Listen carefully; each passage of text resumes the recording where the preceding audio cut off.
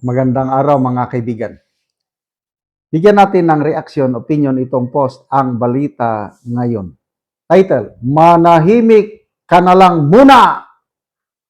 Claire Castro may unsolicited advice kay Romualdez. Nagbigay ng payo si Palace Press Officer Claire Castro kaugnay ng patuloy na pag-iingay ng isyu laban kay dating House Speaker Martin Romualdez.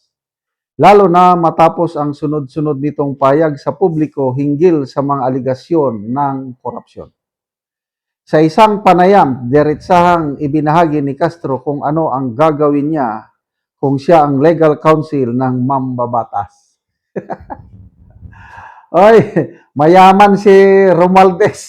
Kayang-kaya niyang kumuha ng mga dekalidad, abogado de Campanilla. There's no way na kukunin ka niya, Auntie Claire. Malayo ka. Hindi ka considered na abogada o abogado de Campanilla. But sige lang, kung siya daw ang abogada ni Romualdez, anong gagawin niya? Kung ako ang lawyer niya, kung wala pang resolution, di ba sabi mo wala kang kasalanan, di ba? Manahimik na lang muna ako unless yung sinasabi niyang yan nasa affidavit niya. Ang naturang pahayag ay kasunod ng paglabas ng video statement ni Romualdez kung saan iginiit niyang ipinagtatanggol niya ang sarili laban sa umano'y politically engineered na mga akusasyon. Sa parehong payag, sinabi niya hindi siya papayag na gawing fall guy sa issue. Kasabay nito, kinakaharap ni Romualdez ang mga kasong isinampa sa Sandigan Bayan kabilang ang plunder, graft, bribery at money laundering kaugnay ng umano'y anomalya sa flood control projects. Auntie Claire, hindi mo naman pwedeng patahimikin ang isang tao. Karapatan yan ni Romualdez na magsalita at depensahan ang kanyang dangal, karangalan kung meron pa. Kaya huwag mo siyang patahimikin. Ako, gusto ko magsalita ng magsalita si Romualdez. Sana araw-araw na magsalita. Katulad ba si Saldico? Yung last year na mga episode 1, 2, 3, 4, 5, mga video na. O di, nagulantang sila. And, excuse me, hindi man totoo lahat yung sinabi ni Saldico, but I believe karamihan doon ay totoo. May mga portion lang doon na dinidipinsan din niyang kanyang sarili, kaya hindi todo bigay. Dito kay Romualdez, ano lang ito, pambungad lang ito na ano. I still believe na magsasalita pa ito kasi nakikita niya na iniipit na siya. Kaya ko naniniwala ko yung kanyang banta na kung political persecution ito, kumanda kayo dahil kung itutumba nyo ako, tutumbahin ko rin kayo. Kasi hindi naman magawa ito ni Romualdez na siya lang. In the same manner, na hindi magawa ni Saldico yung mga nangyari sa flood control scam kung siya lang. May kasabwat siyang mas matataas sa kanya.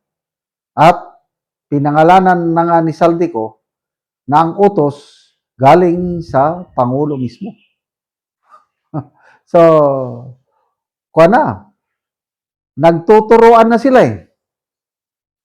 Una, si PBBM ang itinuturo niya. Ikaw, Salde, makulong ka, ikaw ang mastermind. Eh, Saldi ko.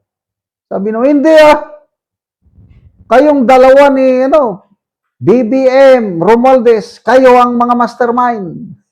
Inutosan nyo lang ako. Sabi naman ni Saldi ko. Ito naman si Romualdez. Sabi niya, hindi, wala akong kasalanan.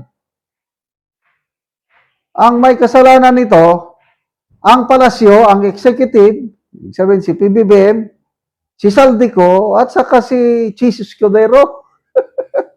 Turuan na sila. May napanood akong Facebook reel, although AI generated, maganda. tatlong nagsusuntukan. PBBM, Romualdez, and Saldico nagsusuntukan silang tatlo. Yan na. Ito na yung sinasabi ni BP Sara na ang gaba, dili magsaba. Dito na natin napapatunayan yung statement ni BP Sara, I think 2 years ago, nung bago siya magbitiw or just after na nagbitiw siya as DepEd Secretary. 2 tao lang ang nagko-control sa budget ng Pilipinas. Saldico and Martin Romualdez. Ito na ngayon. Ako, opinion ko lang ito, naniniwala ako sa sinabi ni BP Sara. Kaya lang, si Congressman Edgar Eresi naman is, hindi mangyayari ito kung ang Pangulo ginagawa niyang trabaho niya, dapat hindi niya ito pinayagan. Kailang pinayagan niya. Kaya, command responsibility, may pananagutan din ang Pangulo. Yan ang sabi ni Congressman Edgar Erese. Bagay na yan din ang sinasabi ni Attorney Baligod, ex-Congressman Defensor, Attorney Rowena Guanzon. Sinasabi nila na ang utak is si PBBM. O ito, nag-react si Attorney Baligod dito sa statement ni Auntie Claire na pinapatahimik niya si Romualdez. Sabi dito, aba, gusto mo talagang pagtakpan ang pagnanakaw ng pamilya ng boss mo? Paano naman ang taong bayan na nananakawan? Kaya nga, hindi pwedeng tumahimik si Romualdez, Auntie Claire. Kaya kung walang kasalanan ang palasyo o ang Pangulo, bakit kayo matakot kung magsalita si Romualdez? Pabayaan nyo. Part of freedom of expression, freedom of speech. Depensahan niya ang kanyang dangal na nadungisan. Dangal niya ng matagal. Kawawa naman. Go, go, go! Congressman Romualdez, magsalita kayo, sabihin nyo na lahat. Para malaman, para hindi lang kayo ang magipit. Lahat, idamay nyo na. Salamat mga kaibigan sa inyong pagsubaybay sa channel nito. Nakakatulong kayo ng malaki sa tribong Talanding ng Bukidnon dahil ang sweldo natin sa channel na ito is pantulong po sa tribo. Namimigay tayo ng libreng yero at pako para makapagpatayo sila ng mas maayos na tirahan. Panoorin nyo ang video na ito. Yang among nataga gero mag-atop na ni siya karon sa iyang ipatindog nga balay. Nakina sa ipatindog do ka asang karon sa din ang gaid mo makasabot. So mo na ni ang iyang ipatindog nga balay.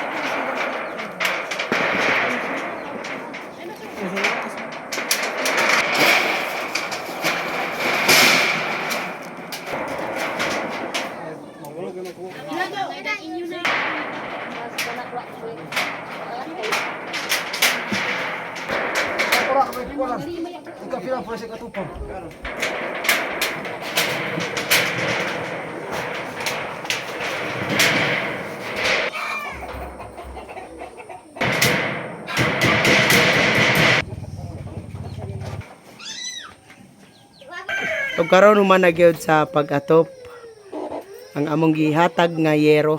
At sa Ginoo sa nagatag sa ako ogsin. Kung walang yatag, wa pa ko wala yun. Oo, so nalipay ka nga nakabalay nakakaron. So lalipay ko nga nakabalay nako. Lagi sa kon atag sa kalisod kutubro gyud sa taon. Oo, so salamat kayo ya. Kayo.